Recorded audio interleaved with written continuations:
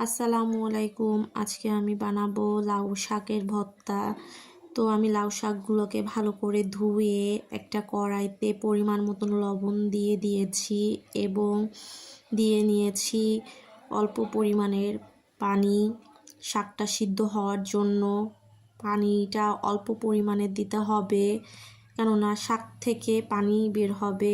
এরপরে ঢাকনা দিয়ে ঢেকে সিদ্ধ করে নিয়েছি। শাক সিদ্ধ হয়ে গেলে পানিটা নেড়ে চেড়ে ভালো করে শুকিয়ে নিতে হবে।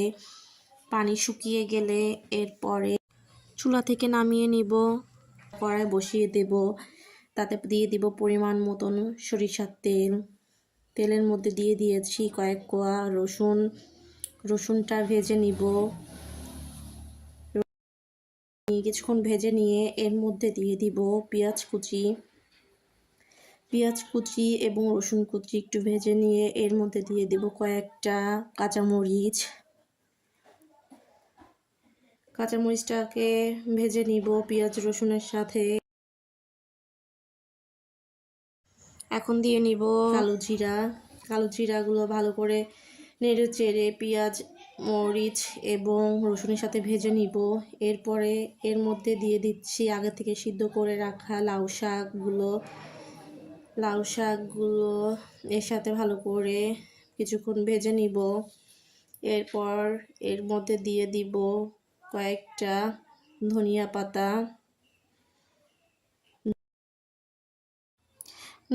পাতাগুলোকে এর সাথে কিছুক্ষণ নেড়ে চেড়ে ঝলসে নিব। ভর্তাটা বাটার জন্য চলে যাব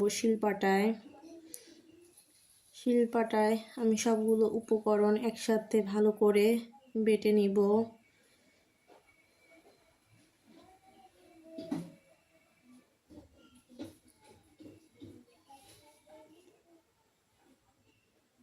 সবগুলো উপকরণ ভালো করে বেটে নিচ্ছি। এর মধ্যে আমি অ্যাড করব শুকনা মরিচ এবং দিয়ে দিব অল্প পরিমাণের লবণ।